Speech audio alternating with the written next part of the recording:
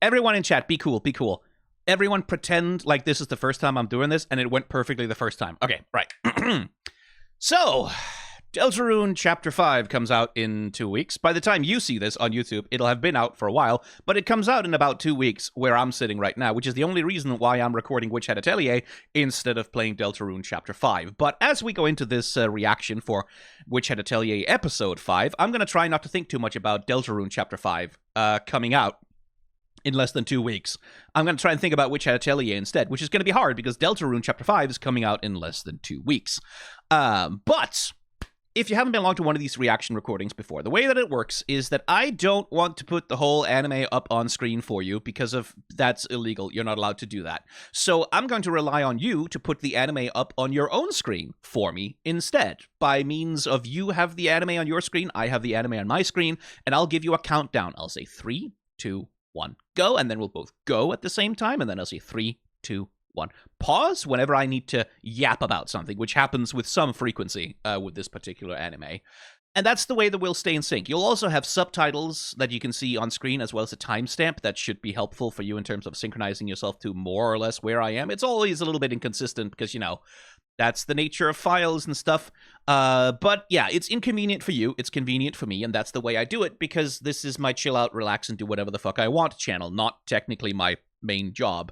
So I just offload that work to you. If you want a more convenient way to watch these reactions, well, come join us on Twitch, where the reactions are definitely a lot more convenient to watch. Or else, become a member of Twitch. Discord. Don't join me on Twitch. I don't stream this shit on Twitch either. What the fuck am I talking about? Come join us on Discord. Where the reactions are more convenient, or else become a member of the channel for like $1 a month, and then you'll also get access to some more convenient versions of this that are sort of easier to watch without so much of the hassle. But you don't need to do any of that. You can just stay here and stay in sync by pressing the spacebar every once in a while. And you're about to do it now because I'm about to say 3, 2, 1, go.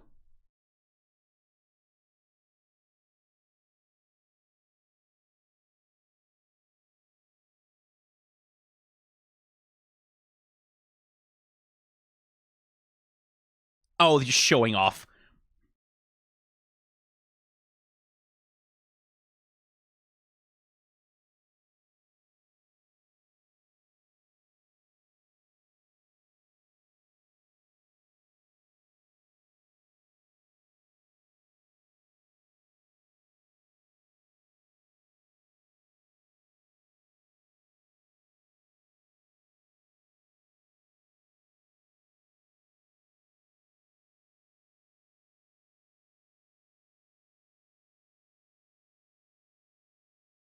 Light and shadow, again, the boundary.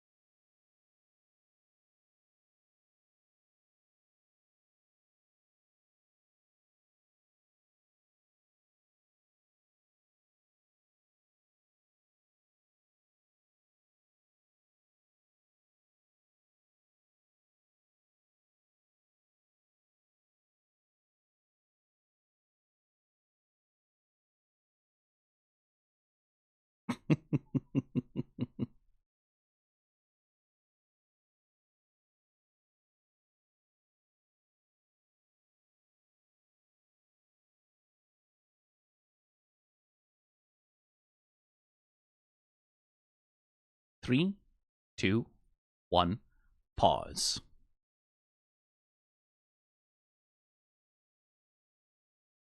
So the bastards are just showing off to start with. You know how I feel about a rotation shot.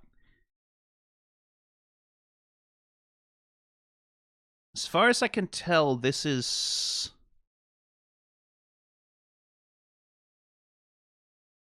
It's all 2D, right?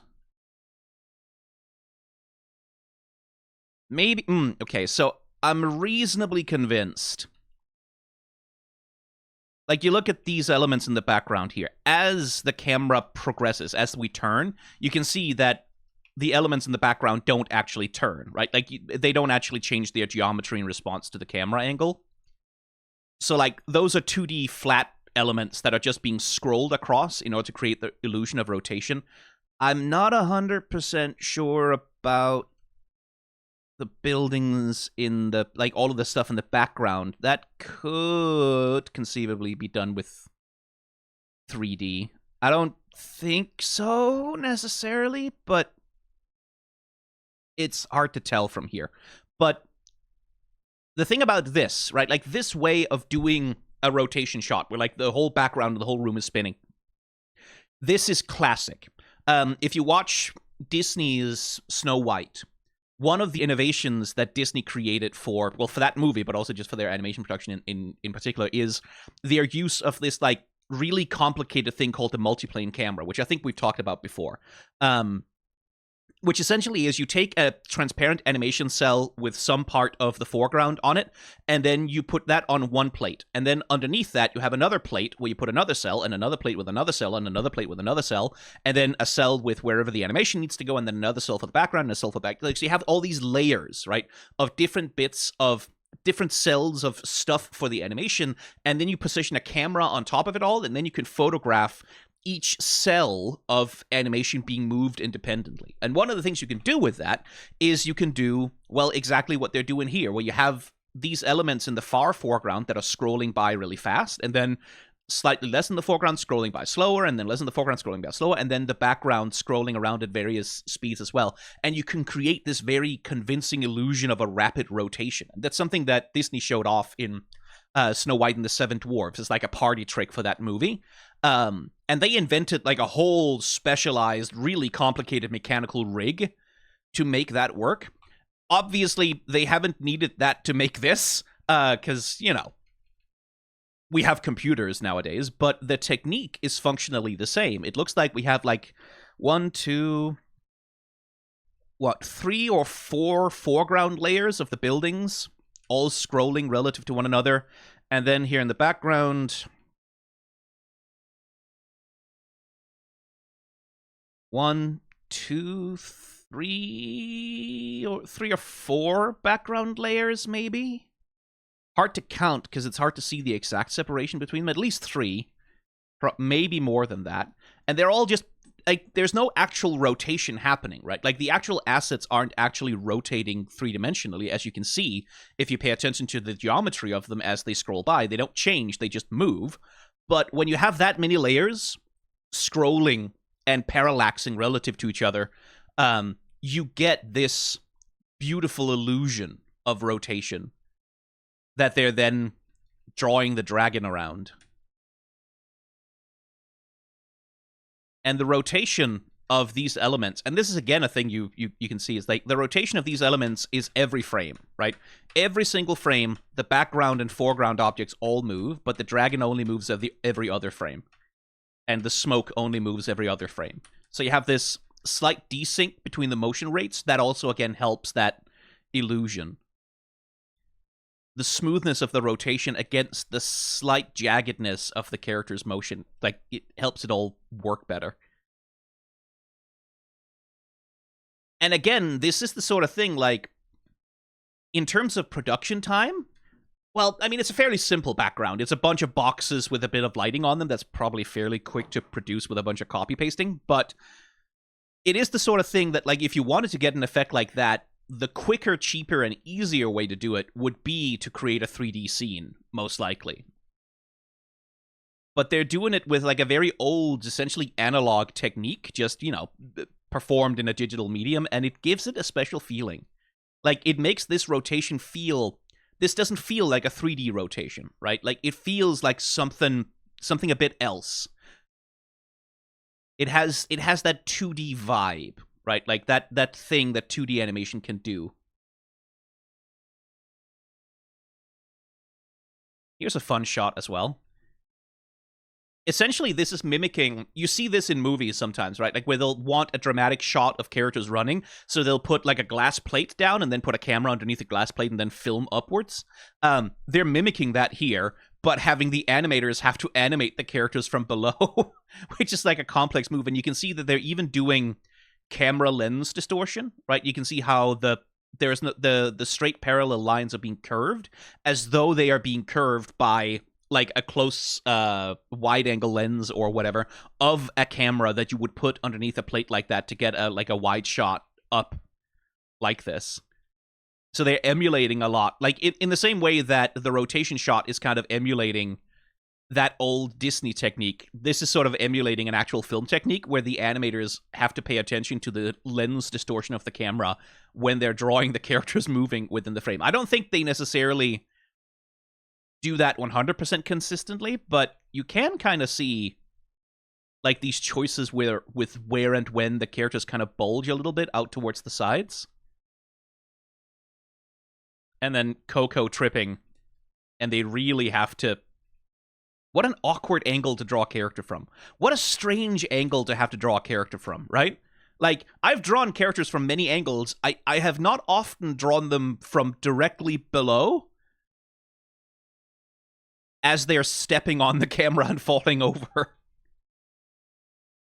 That is a novel direction to have to draw a character from. It's especially a novel direction to have to draw characters that wear these really complex garments, right?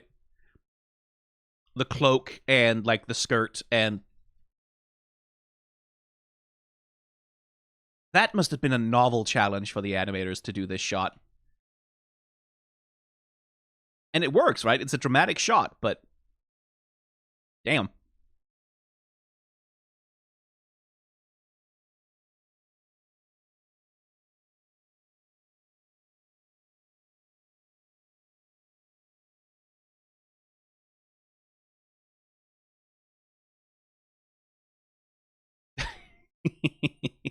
Tetchia's little cloud spell. What lovely animation on that as well. The way that it's sort of pouring out. It's like expanding foam, right? Like the kind of expanding foam that you use for when you have the little spray can, and then when you need to fill, like, a gap in a thing, you have that expanding spray foam. It looks kind of like that. It has that same... It's sort of half liquid, half smoke, right? That's an interesting thing to have to animate, like smoke that behaves kind of like a liquid filling up a space. Like soap, almost. Like soap bubbles bubbling out of, like, a overfilled drain or whatever. And they really go for it. Like, this is animated on ones. Right? Tetcha and the smoke are animated on ones, while Koko is animated on twos. Because they really want that, like, very smooth, very gradual bubbling up of the smoke. They want that to feel like it's really sort of slowly enveloping the scene. So they're animating that on ones, which is kind of amazing. Rishi. That also just looks incredibly fucking comfortable, doesn't it? I just, like, fuck, one night, I just want to have one nap, right? Just one nap here. Just one. I think that would fix something in me. I think something fundamental about me would just become, like, healed if I could have, like, one nap in here.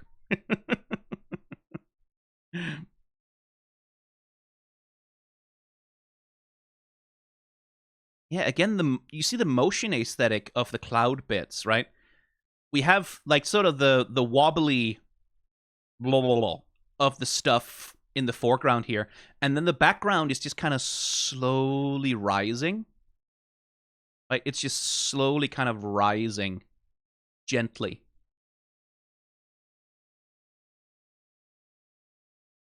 As the thing continues to expand, I suppose.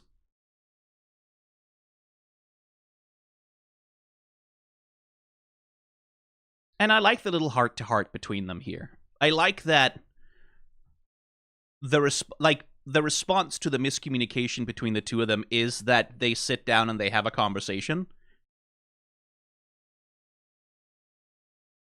That's, that shouldn't be rare, but that is kind of rare. Like, because the easiest way in the world to create drama in a narrative between characters is to have the characters have different assumptions about what each of them think about each other and then never verbalize it and then just mine that for 5,000 chapters of circular drama, right? Like, looking at you, Ranma Half. It's fine in Ranma Half. It's a comedy story. But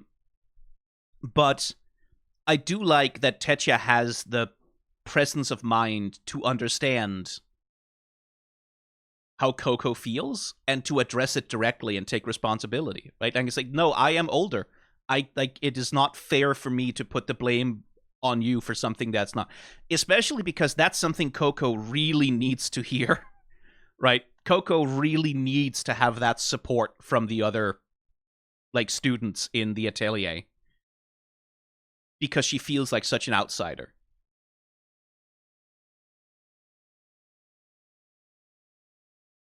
And I also like that Koko, in response to that, right, like, she gets this genuine affection and care and comfort from Tetsuya, and it's like, that's a lot of feelings. Well, actually, you protect that, like, that she's sort of she responds to it by turning into Moe Blob, right?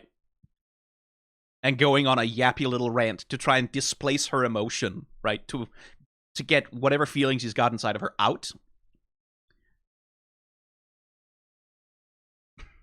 It's very cute. It's very authentic to a child who struggles with emotional regulation, right? Like, that is what you do when you struggle to regulate.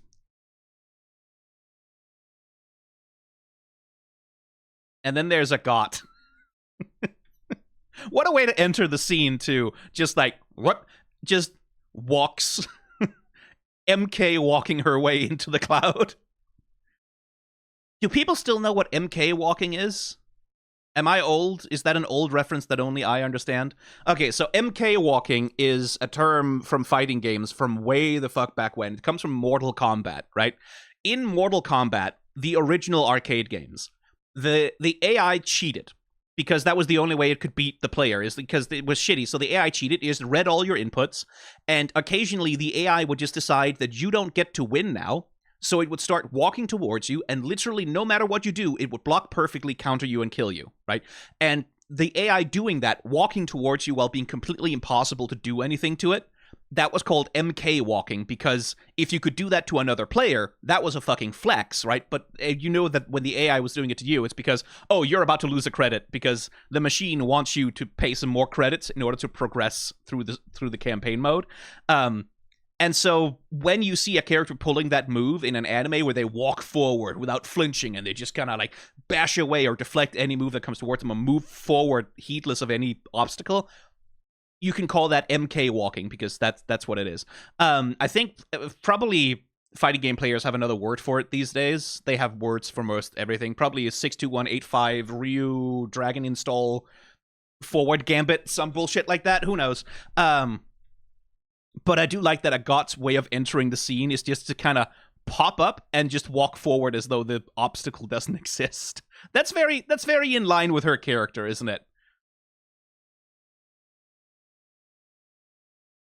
Whereas Rishi dives in, right? Like Agot's entrance is also kind of quiet, right? Like it's quiet, it's precise. It's like she sort of pokes her hat through and just walks forward, and then Rishi is just like, "I'm here now, book."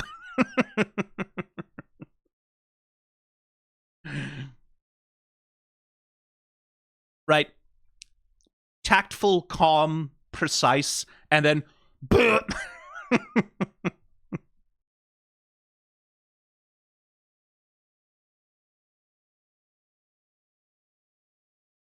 like a criticism you could have of this scene with Teta and Koko is that they are like 10-year-olds, right? Like these are children, these are 12-year-olds. It's maybe unusual for a kid like Teta to have this level of emotional self-awareness, right?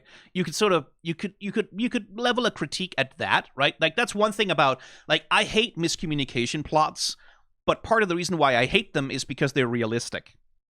It's because that shit happens. I have had it happen to me too many times, and seeing it in media frustrates and upsets me because it brings all of those horrifying times in my own life to mind where I have been victim of a bad miscommunication that I didn't know, and I couldn't do anything about it. And it was like, because I didn't have the emotional self-awareness or the emotional literacy to understand what was going on, so people just talking past each other. That's why I don't like them in media, is because they remind me of something very unpleasant and real in my own life. But they are true, right? Like it is a true thing that happens all the time between people, is that people fail to communicate with one another. So it's like it's a true thing. So you could critique that, like, maybe this is a lot of emotional literacy for like a 12-year-old to have, but I still, in terms of establishing Teta as a character, right? How Teta relates to her own, because we know that she's a people pleaser, right? Like that's literally the first introduction that we get to her, is she teaches Koko how to use the water, and Koko says thank you, and she's like, yes, thank you. I want everyone to say thank you to me all the time. I want people to smile and be happy. That's the only thing I want. Right? We sort of get that introduction to her immediately, that she's someone who has a bit of a people pleaser gene in her, unlike Rishi and Agot. Well, Agot also has, well, we'll see about Agot, but Rishi, who is much more, I don't give a shit what anyone else thinks or wants because I reject all ideas of expectations placed upon me. It tells us something about who she is as a character, right? And in this moment, when she realizes that she had a completely understandable reaction to the thing that happened, she got dragged into a lethal situation where a dragon is chasing her and trying to kill her. She had an emotional outburst about it. That's normal. That happens. Like that, adults do it too. Everyone sometimes responds poorly to a highly stressful situation. But she realizes that her expression of her own feelings in this moment has hurt someone else, and she's just like, I can't have that. I need to resolve this emotional conflict immediately. I need to get it out of the way. But unlike, say, Ragatha and the Amazing Digital Circus, who would try to resolve that conflict by obliterating herself, who would try to resolve that conflict by saying, I don't have any needs. I don't have any feelings. I don't need anything. I'm not even upset, actually. I'm not actually upset that we're in here. I'm not even scared of the dragon. It's not a problem. It's actually completely fine. That would be the Ragatha response, right? Teta is like just honest and expresses her feelings honestly, without completely obviating her own needs or shoving them down, which is a lot more emotionally healthy. And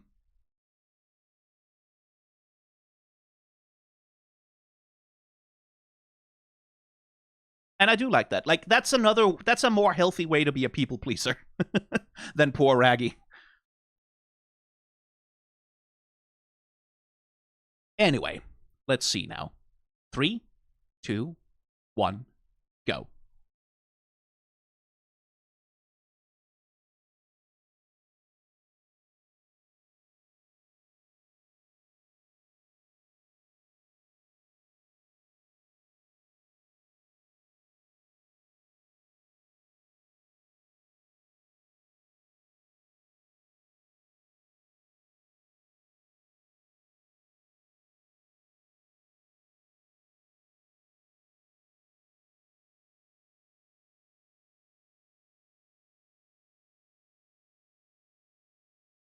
Is Rishi supposed to be Finnish?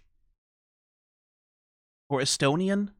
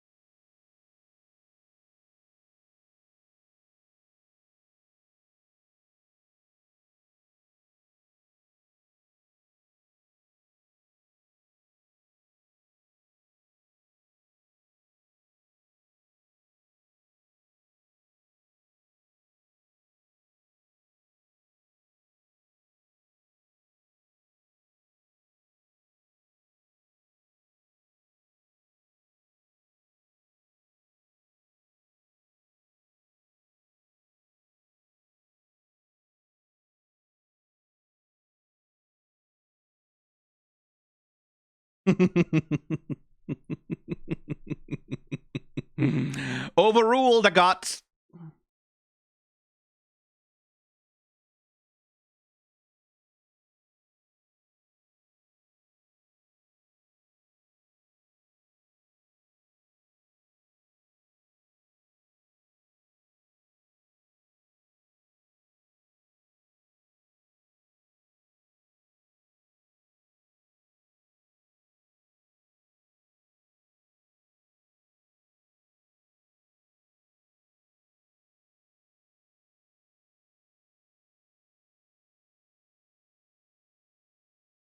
Ah, Koko.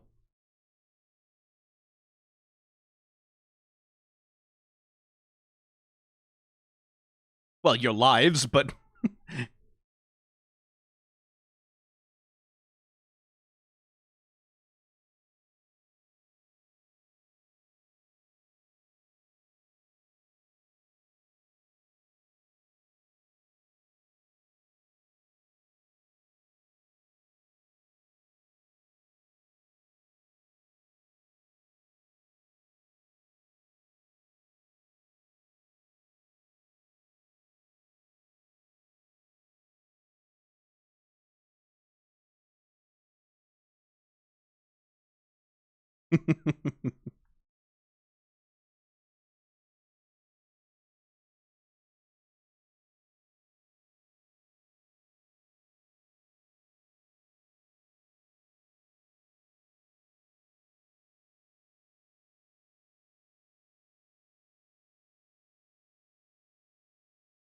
Three, two, one, pause. So again, here we're doing themes, right?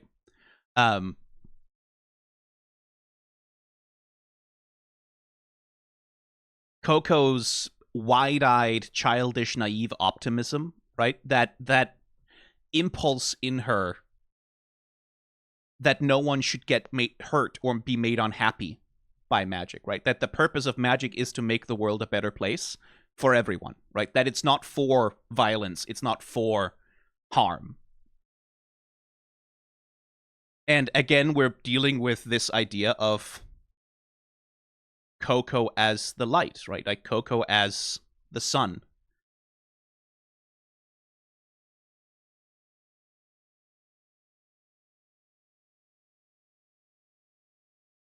Where we start in overcast shadow, and then as she talks and talks, we literally get this scene of Agot hearing her.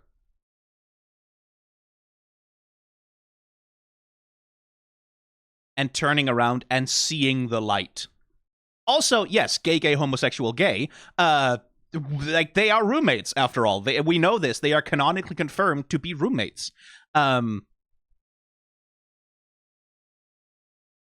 But Koko is the light, right? She is the dawn. She is something brighter, something sweeter, something better. Where Agot tends to be stuck in her cynicism, right? Koko calls her out on this. Like, yeah, the fire spell, but it didn't really do anything to the dragon, did it? Like, it didn't. You used the fire spell, and it was very impressive, but it didn't solve the problem. And Agot doesn't like hearing that, but Koko's right? Like, the dragon is probably not something that these 4 little apprentice witches have the power to outright destroy. So what else are we gonna do? And specifically, Koko's thought is to make Tetcha's dream a reality, which again is this thing about what is magic? What is magic being, again, creativity? What is it for, right? It's for making dreams real, right? It's for taking something that is in your soul, some kind of thinking, some kind of impulse, a dream, a want, a desire, and making it real, turning it into something that exists in the real world. And preferably for better, but as the story will explore, sometimes the stuff that people have inside of them is not always nice. You don't always have nice desires in you, and magic gives you the power to make the bad ones real as well.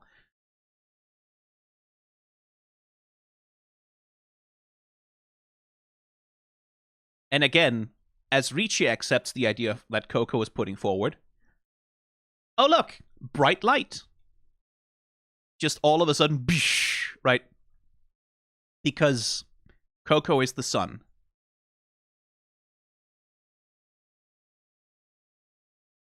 So it's a fun, silly little scene, right? Like, it's fun that Koko's little non-violent, sort of childishly naive solution is like, oh yeah, because they're kids, they're 12-year-olds, right? But it is also themes. It is something that the story is about. The story is about this. What is creativity? What is magic for? Right? It's not just for sort of... Damn it, I have a Danish word in mind. Nøgtern. Det er ikke bare for nøgternt at løse problemer. It's not for pragmatically solving problems. It's not just for pragmatically solving a problem. It's for making people happy. It's for making the world a better place to be in. It's for expressing internal truth, right? It doesn't have to be just tools. It can be magic. It can be magical, right? And it's fun. It's an interesting theme. Anyway, 3, 2, 1, go.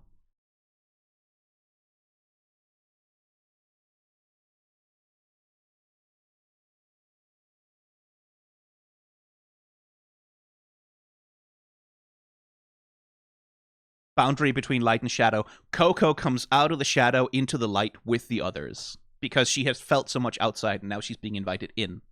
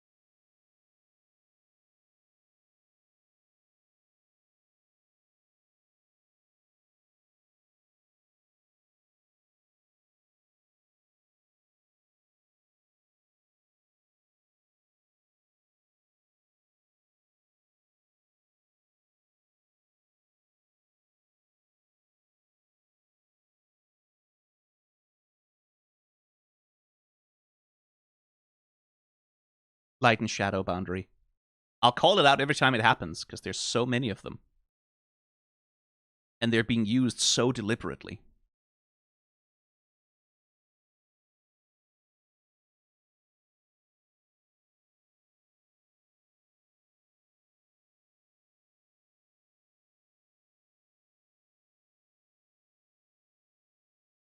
When Agot wants to cross into the shadows and be apart and alone, Koko follows her.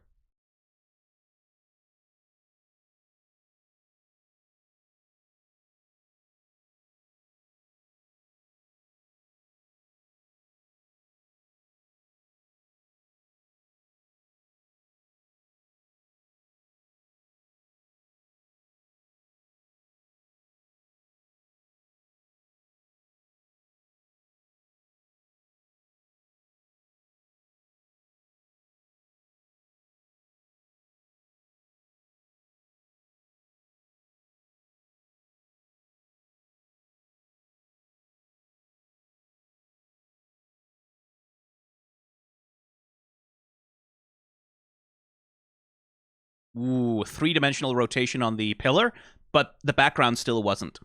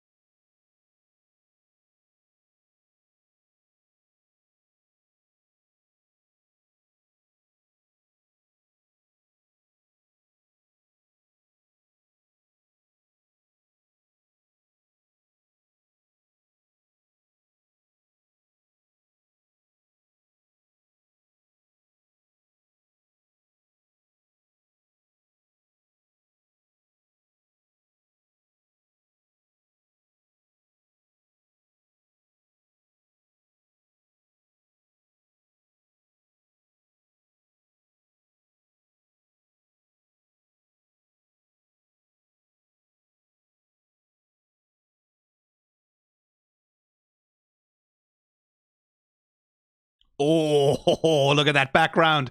Oh, fuck you. Fuck off.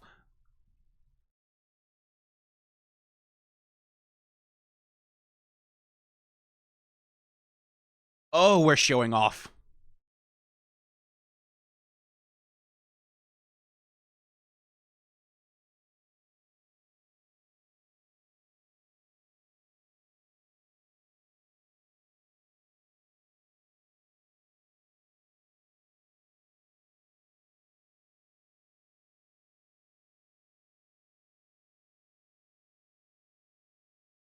By the way, if you want to draw a perfect circle, instead of trying to do it with small wrist motions, it's often a lot easier if you move from your elbow or from your shoulder.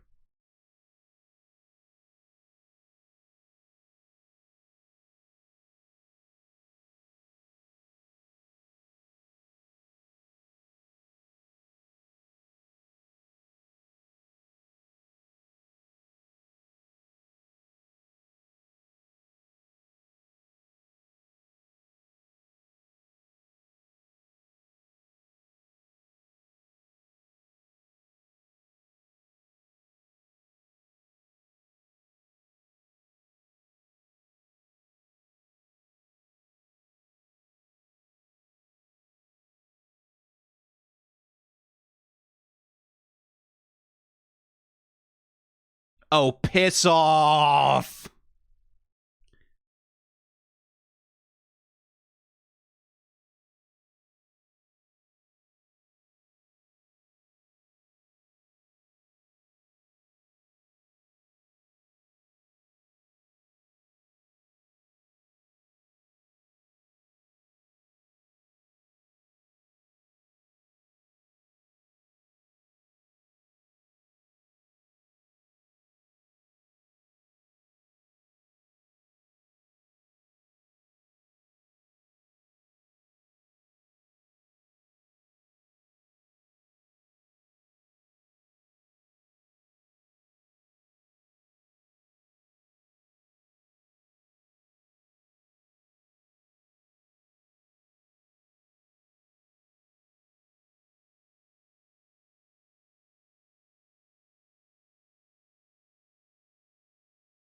I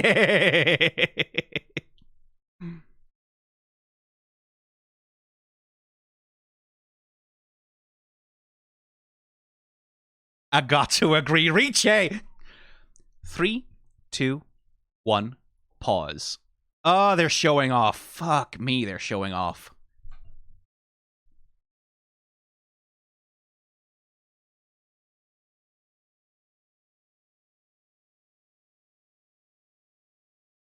But yeah, like I said, again, boundaries between light and dark, right? Like where Agot is very much the dark here.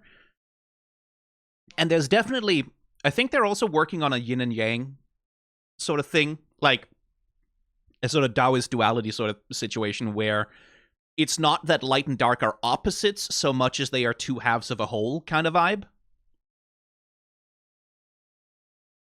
And they really are just so clear with the idea of like crossing into one another's worlds, right?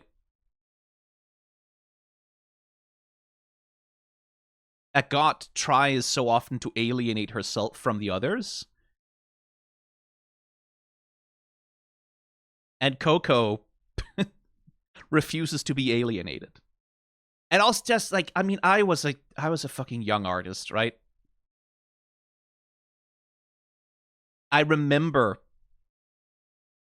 at like life drawing classes and meetups, like having that same, I want to see how they do it. Just like look, I want to see. I just want to. What? How do you do like that impulse to try and figure out how someone else does it and learning communally, which is the thing. Like, if you are an artist and you are practicing, you're not supposed to be able to do it alone. There's no rule that says you have to figure it out all on your own, that you have to learn it all on your own, that you have to study it all on your own. There's no rule that says that. And there's no virtue in it. There's no strength in it. There's no accomplishment in it either.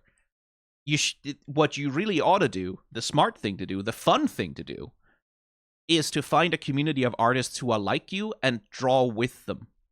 Draw together. Practice together. Learn together. And that could be an art class. Like, life drawing classes are great for this. That can be an art class. It can also just be a fucking Discord where you all pull up. Like, I think there's some online canvases you can do with like software where everyone can draw on the same canvas, or like art challenges, right?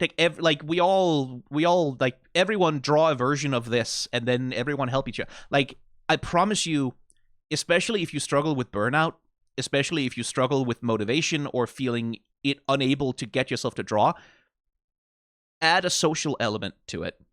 Find other people who are on your wavelength, who are fans of the same fandom, or who are willing to just sit with you. Like, I promise you, you will get so much better, so much faster, and it'll be so much more fun.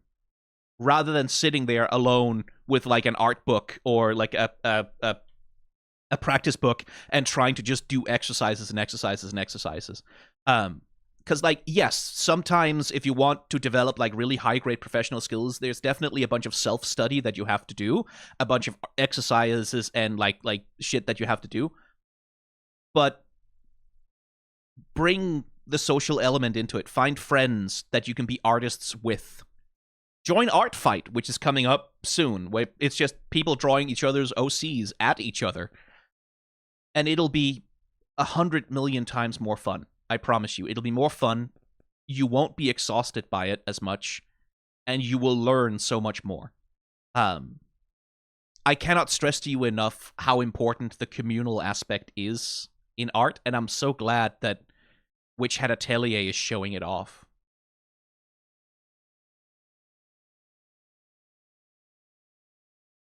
Yeah, 3D model on the pillar, and then the background is 1, 2, 3, 4. I think 4, 5, maybe 5 or 6 layers of background, and then the yeah, 6 actually, isn't it? It's like, because we have 1, we have 2, 3, 4, and then 5, and then the clouds. It's like 5 or 6 layers of background all rotating around it.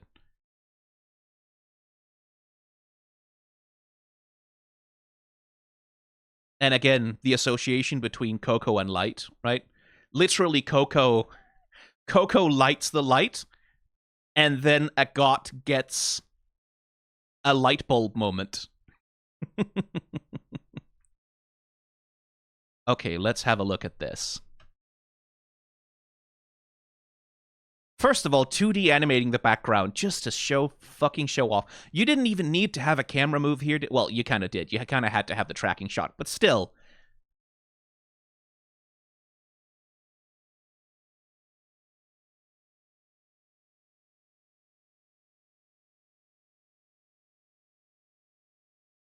again, it's hard to communicate, but the little thing of, as Tetya jumps into the air, right, she stops moving forward as much, so the camera catches up with her, which means she has to grow bigger in frame, and the artist has to do the level of detail, right? Like where she's kind of far away, we can kind of eliminate some of the details. We don't have to draw this detail. As she gets closer, the detail in her dress and hair has to increase, but also she has to grow in a way, she has to grow in frame in a way that matches the camera move, right? That matches how much closer the camera is getting to her, at the same time as the artist is trying to draw the character giving a performance. And there's a little bit of coyote time happening as well, right? Like, she jumps into the air, and then she just kind of stays there, right? Like, gravity just kind of doesn't affect her for a few frames until her boots kick in, and then she starts flying.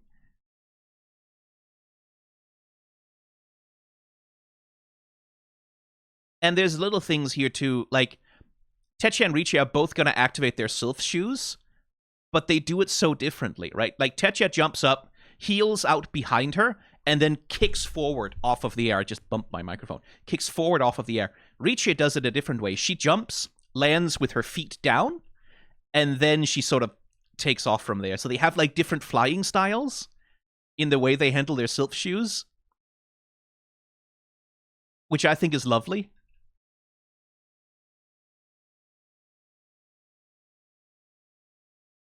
And, like, the camera move of dragging all the way up and then panning with the background, that's a tough thing to pull off and make it look good. That must have taken a long time to composite that to look good in motion, because the background is moving on ones, right? Like, you can see that. The background moves every single frame. The foreground is animated on twos.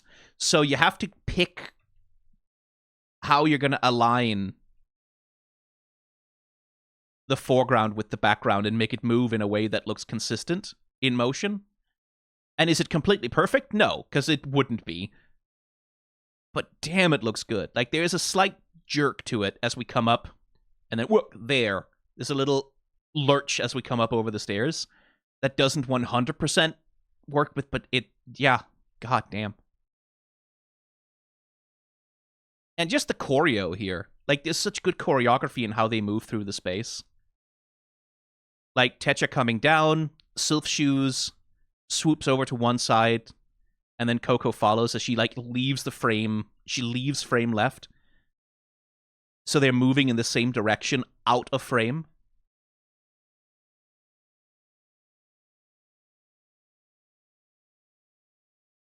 And then, just, again, pandering to me specifically, Death Note could never. They make the act of scribbling, they make the act of drawing look cool, right? And, like, they do it better than Death Note, frankly. Like, just the act of putting lines down and, like, getting them right and concentrating and being present in it.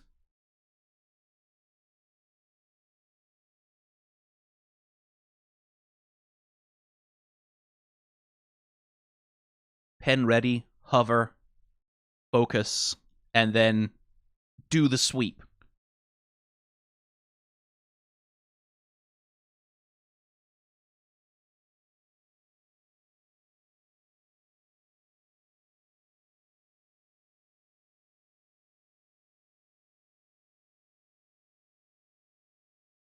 And there's little things.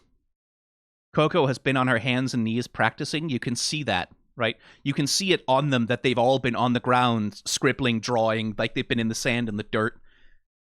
You can see that on them, like the results of their behavior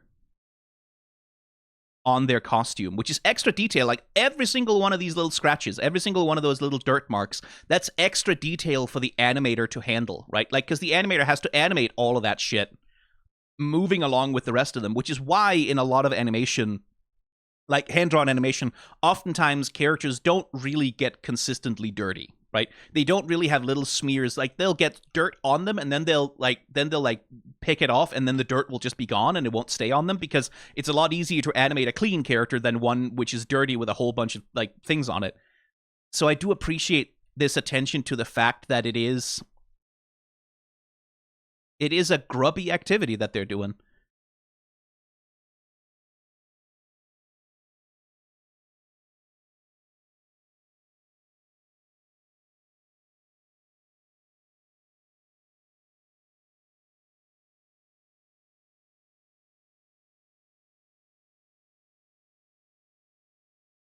What a cut-on move here.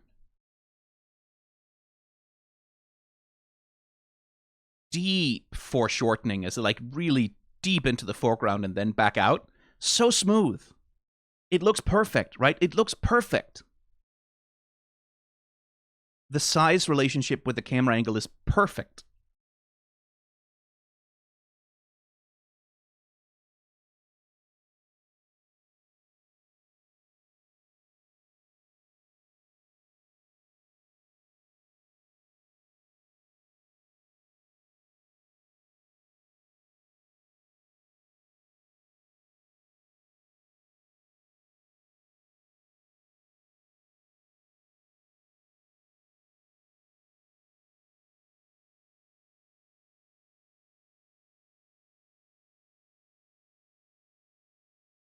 I take a potato chip and I'll eat it. They make it look so cool, right? The way she braces with her little finger in order to steady her hand, and then, because that's a good way to do it. Also, like, if you're having trouble drawing like a straight line, or like keeping your line steady as you move, find a way to brace with your other fingers. Like, while you're holding the pen, you can curl your little finger, you can brace against it, and using that as like a stabilizer can help make your lines much more stable. So, like, that's a real thing. It's dramatized, obviously, but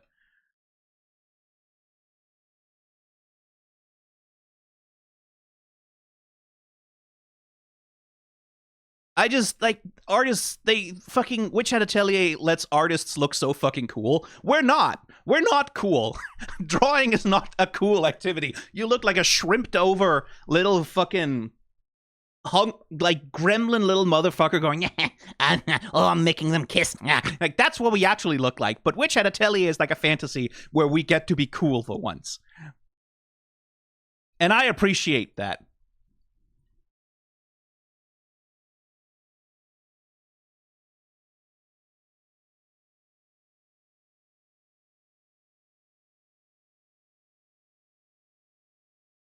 Look at the fucking, again, the angle that they're choosing to do this. We have this receding camera move, right? Where we're pulling back from the popcorn clouds until we get to the dragon.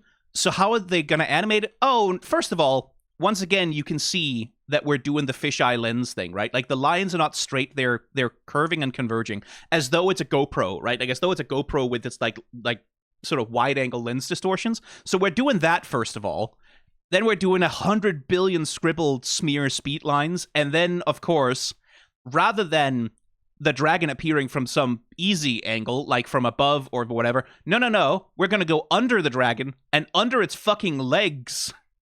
So we have to draw the geometry of the whole body and the legs relative to the motion and position of the camera the whole time as the camera is pulling back, and have to keep that relatively consistent so that it doesn't look like we're moving too fast with the buildings, and it looks relatively geographically, like, reasonable. And then we're going to finish that all off by, well, fulfilling certain furries' darkest fantasies and getting squished by the big fat dragon tail.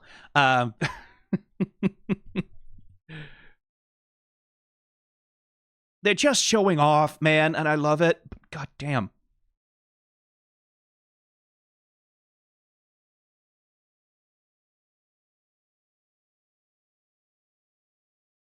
And vroomp. Fucking apocalyptic smoke cloud, like a doom. And then cut to every animal is a cat.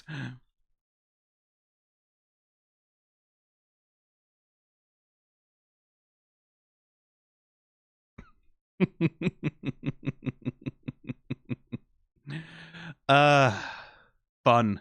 And again, themes. Magic is for making people happy. Themes. Anyway, 3, 2, 1, go.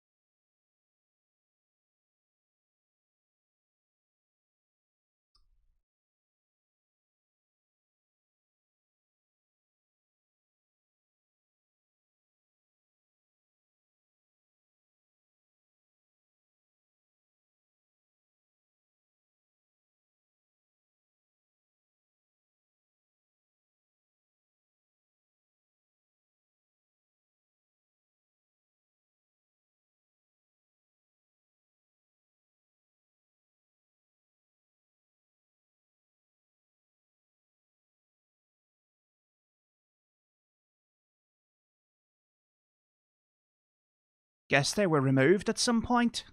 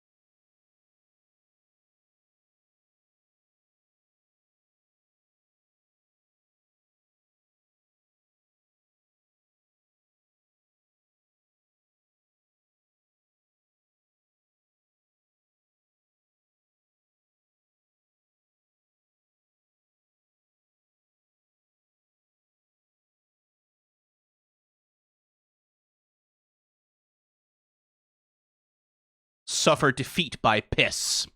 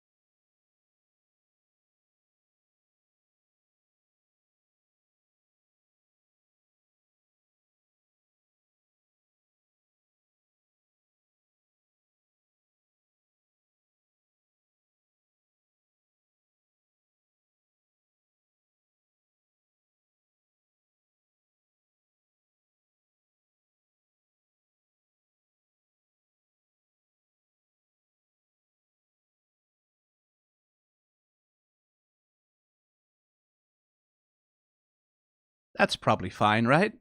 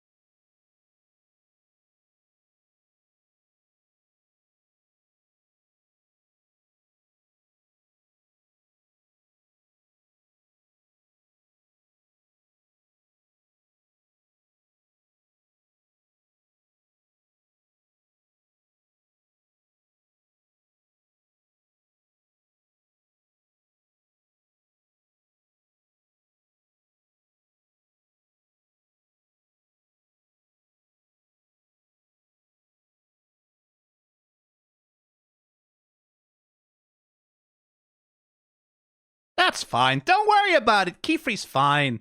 Qifreys fine. Don't worry about it. He's just being protective. Don't worry about it. Everything's fine. Okay. Yeah, they weren't done showing off, were they?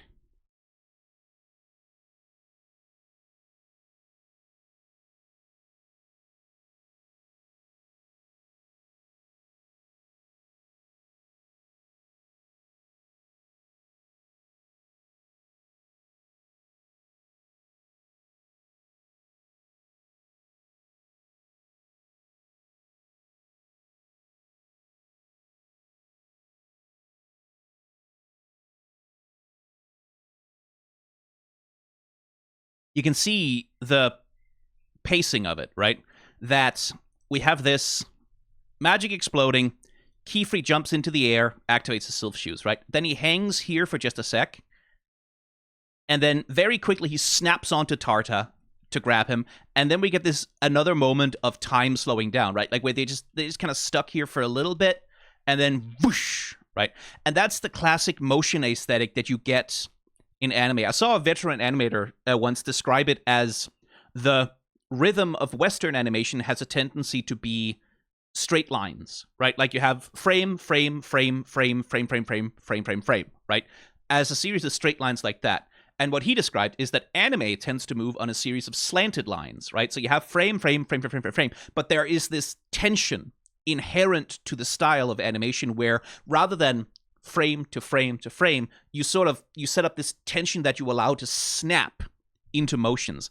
And that's something you can really see here, right? Where Qifrey jumps, then we build tension, snap to Tarta, and then tension, tension, tension, and then snap to the next motion. And it gives anime its distinctive vibe, like that distinctive feeling that we all understand of like how an action scene or like a quick movement looks. It has like a certain motion aesthetic in anime that it typically, classically, wouldn't have with like Disney, for example, right? It comes in part from that approach to tension and release, tension and release, tension and release. And that's like present everywhere. It's present all over the place with anime-style animation. And we'll see it as well in Qifrey's little confrontation with the dragon.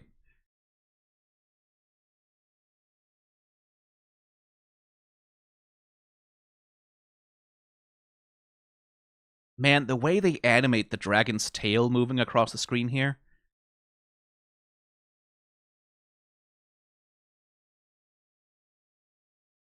Right? It like starts being sort of just relatively smooth motion like this, but then once it picks up speed and starts to become a threat, that's when they start squiggling. That's when they start like distorting the speed lines as we get in closer, and then what a good way to show. Right? And as we get really close, you can see they start to scribble on these like really dark, heavy, and really fucking lean into it. So that dragon's tail, by the time it gets here, it's this like really hefty, solid black poof, tearing through things. Just using the line weight to give it a whole bunch of extra presence and power.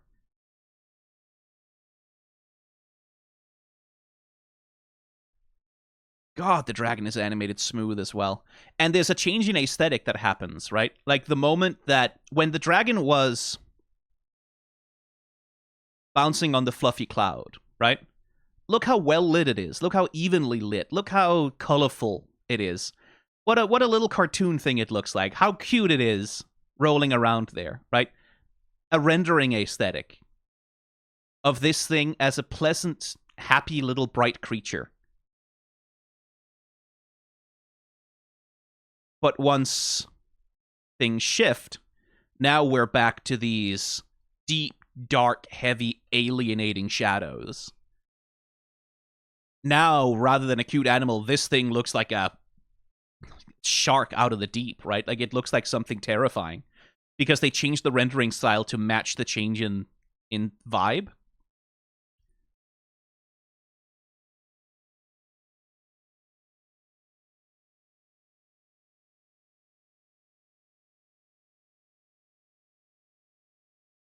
Here's another example of that tension and release, right? We build up a lot of tension here with Agot's fall, right? Because everything's moving at normal pace. Koko notices, and now we're doing bullet time, right? Like now we're really slowing things down. It's a speed ramp, is what you would call it in regular video editing, right? Like it's the use of varying the speed of the scene to increase the intensity and impact. And here, as we get like this fade out from Agot seeing Koko,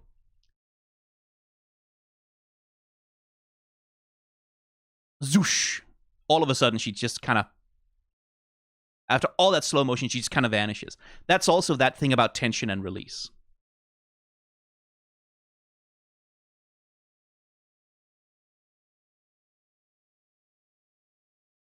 Here's another tension and release, right? Again, the dragon comes in very quickly, opens its mouth, then we just hold on this for a while until snap, release, as Qifrey comes in at the last moment for the save. We get this dish.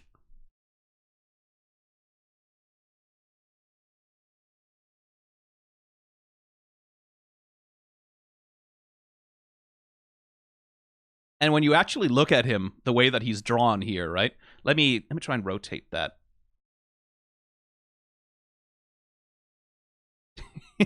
just fucking the longest legs. It's a little Play-Doh thing like squash and stretch, right? Like he is distorted and stretched to a ridiculous extent coming in there because it enhances the speed of his motion.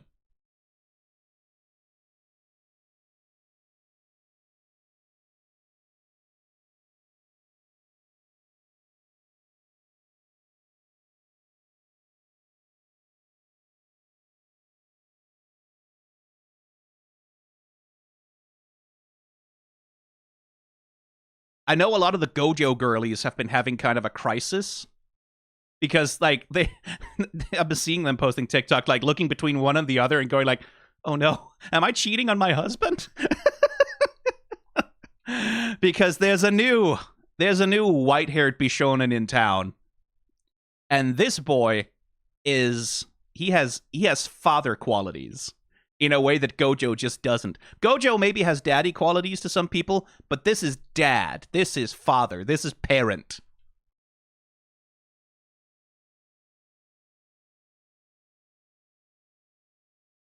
And I do like the way that he comes in. It's like, a dragon? Well, right? It's not holy shit, a dragon. It's like, a dragon. Okay, then. I have dealt with this before, right? It's like, okay, this is not an unknown problem to me. I have a solution in mind.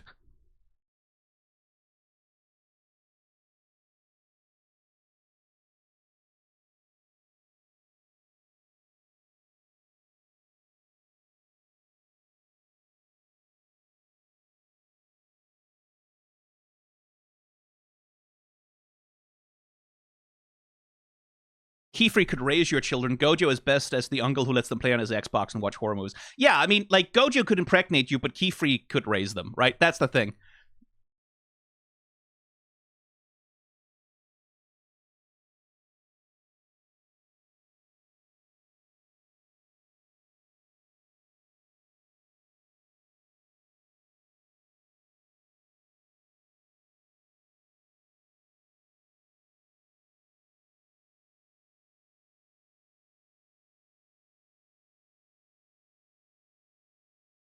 This shot of Qifrey just bursting through the clouds, goddamn. Like, they really are laying it on thick with, like, the trailing dust lines and the speed lines and the fucking lightning in the background. If the soundtrack wasn't as good as it was, I'd like, you could play fucking One Winged Angel over this shit. And of course, You Say Run goes with everything. Someone must have done an edit of this to You Say Run, right?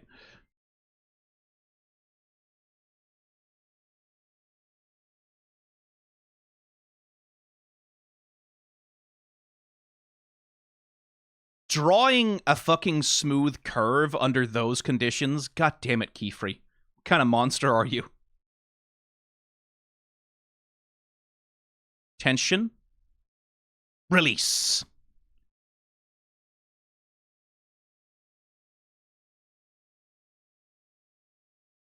Oh, we're laying it on thick here. With, like, little ink particles, the fucking clout bits, and then you have to use something in the environment to power the spell, right? Well, there's lots of water, so that's where he gets the dragon from. And again, we're doing fisheye lens effects, right? Which again, here especially emphasizes just how far up they are. It's almost as though they can see the curvature of the Earth, more like the curvature of this little pocket dimension, but still. It really gives that sense of the two of them being in, like, a fucking god perspective.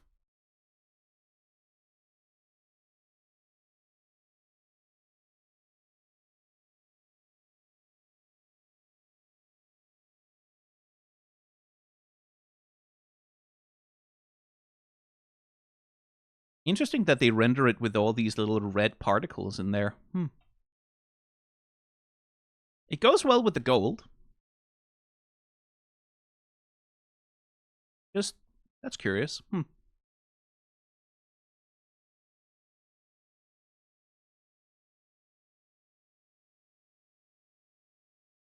Again, tension and release, right? We're building tension, we're building tension, we're building tension. We know it's going to crash down on the dragon.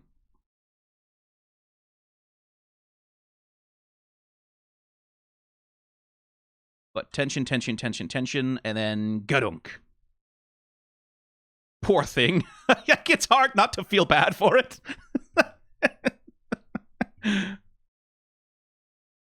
And so to build that tension, again, we're doing slow-mo, right? So everything... Oh, shit, fuck. God damn it. Hit the wrong key.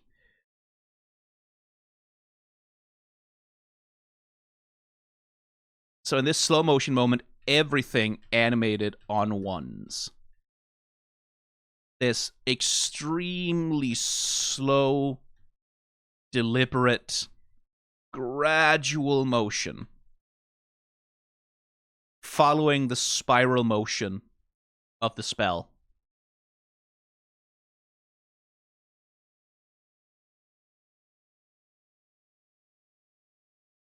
I mean, poor creature. It's like, it's unfortunate, but like you messed with daddy's kids, and now he got a spank. You know,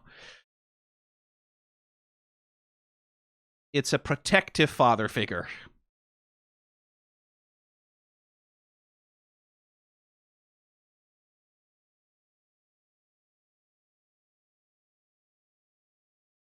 Oof. Qifrey and his water spells.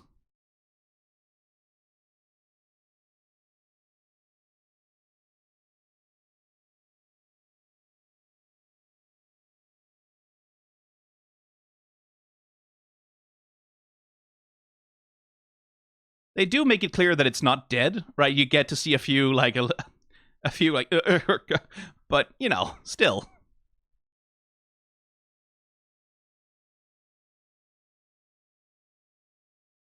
Again, the attention paid to the flying animation. Right, reach you with this little hop. Pull the shoes apart, put them back together. Steady herself against the wind.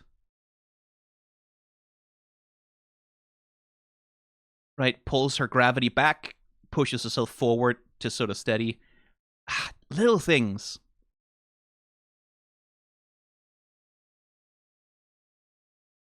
Just like animating the physical action of like keeping a flight going like that. Just, oh.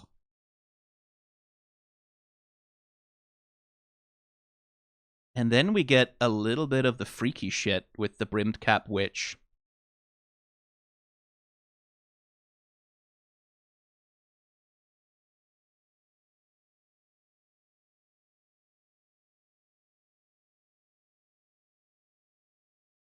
Yeah, okay, so we have, there's essentially a sketch And then over that sketch, they've scribbled the character. So you're kind of seeing the sketch lines of the character along with the finished line art.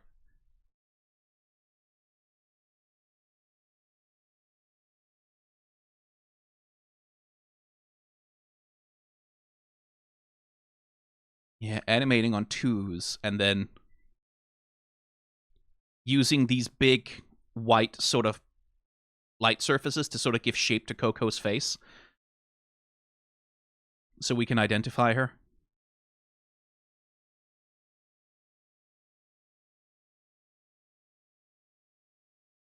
That's normal. Don't worry about that. That's fine. That's a nice person who probably wants what's best for you, Koko. That's just a friendly person who saved you from falling off the tower, probably. That's what they did. Yeah, don't worry about it. Don't worry about it. God, you can see the way they're animating the dangling on those little tassels from the cap.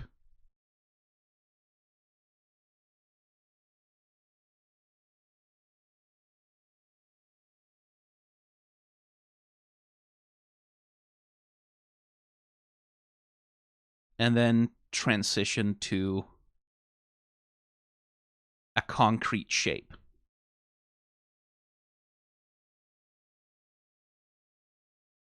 But still with, like, you can still see the sketch lines stay.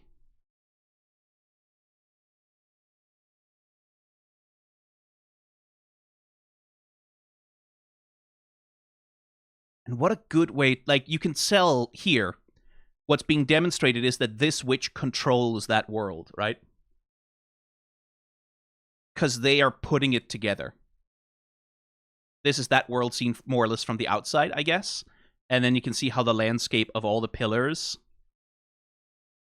and houses assembles itself and resolves. Literally, they're sketchy lines, right? Like, they're sketchy, unfinished lines resolve into something more complete with these multiple layers of overlapping scribbles that all turn themselves into a resolved world shape, and then that makes the world.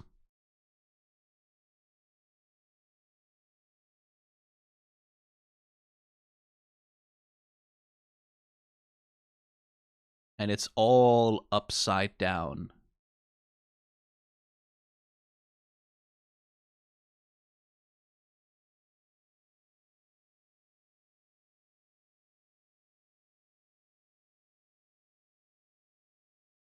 What a great villain design.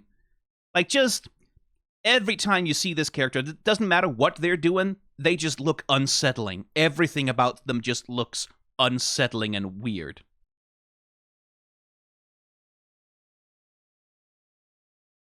And they vanish in these blots of ink, basically, right? Bloop.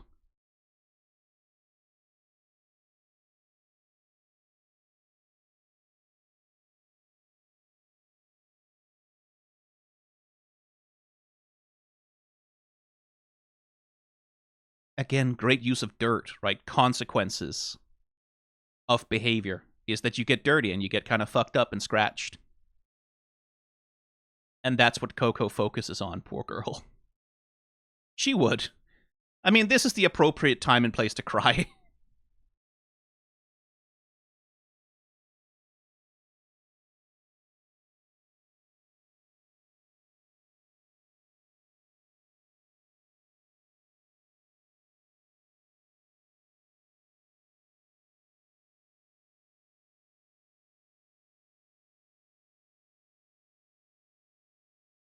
What a good animation also. Like, that little, you can see that sort of jerking, like, crying is, as an action, crying, especially when it's really, like, fucking forcing itself out of you, it's analogous to vomiting a little bit. It has that same, like, kind of, like, right? And they're doing a real good job of, like, showing Koko trying to hold it and not being able to.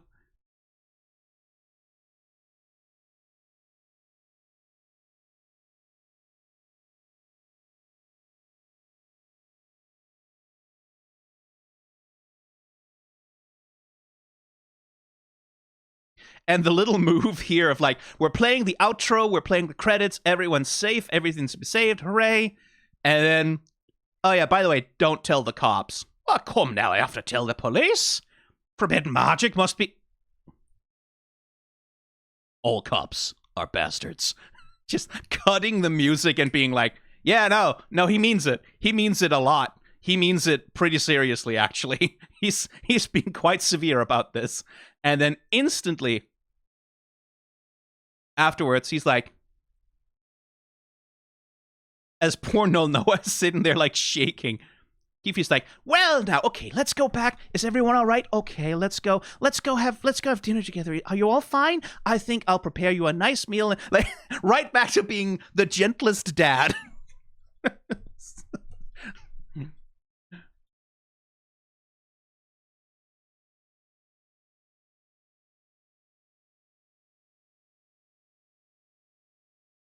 And oh hey, Koko sees something, and she's like, hey, I better go pick this thing up. Right as the light goes out. Huh, that's interesting. Why is she picking that up? Is that important? Does it matter? Is there something interesting about that particular little... She just dropped her ink bottle.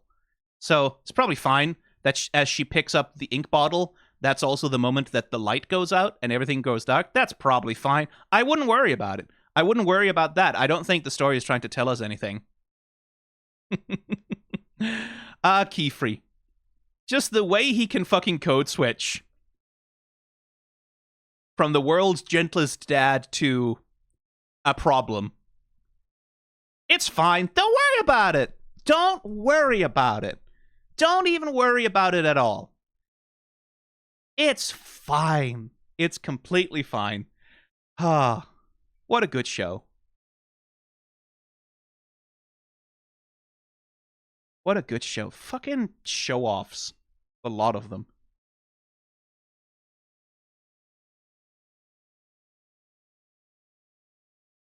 Doosh.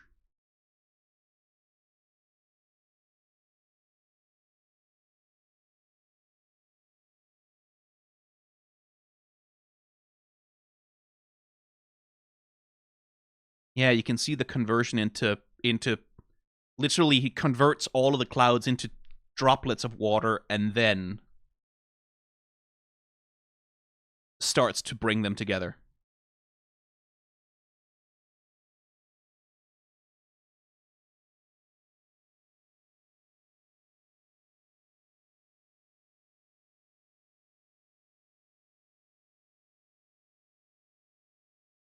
You can tell that Agot is British because she's falling to her death. And all she can think is, I'm in a spot of trouble here. Oh, that's a bit of a bother, isn't it? Well, that's slightly inconvenient. Oh dear. I might be in a spot of bother. So British.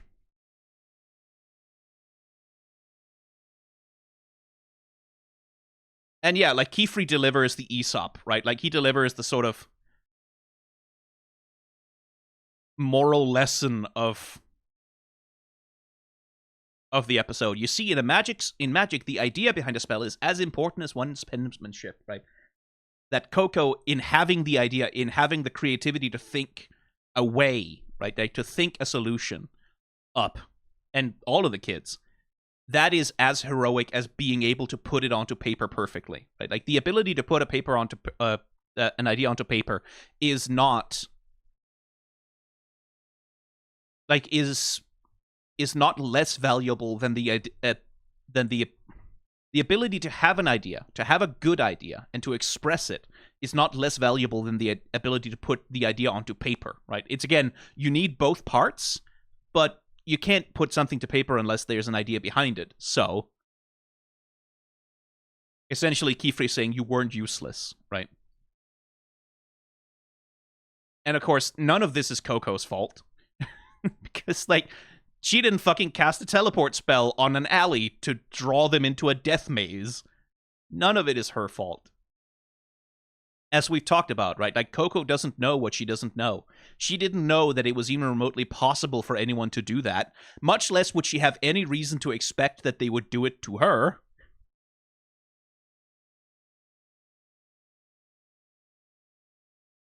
So of course she blames herself. And the way Qifrey offers her forgiveness is by putting her hat back on her head, right? By giving her magic back, like giving her the witch hat back.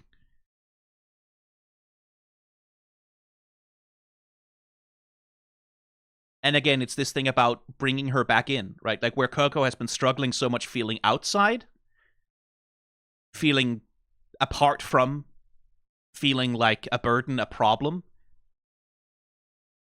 Qifrey offers her that like forgiveness and like, you're still part of us. You're still one of us. You acted like a witch. This episode also adds to the Koko Agot ship. Yeah, like I said, they are canonically roommates. They are canonically roommates. I don't know, like, what the fuck else do you want? It's Pride Month and they're roommates.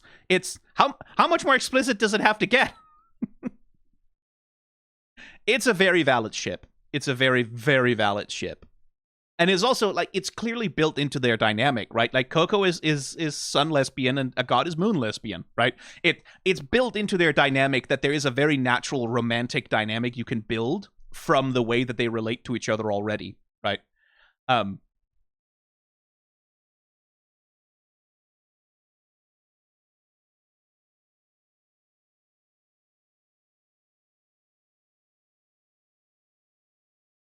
Just the cut, like, having, like,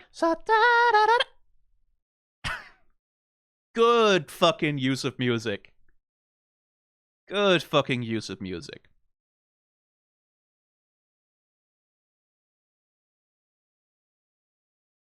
It's fine. Don't worry about it. Nothing bad will ever happen, and Qifrey won't do any bad things. He won't. He won't. I promise you. It's not... He will never do that to anyone. He's fine. He's an unproblematic fave.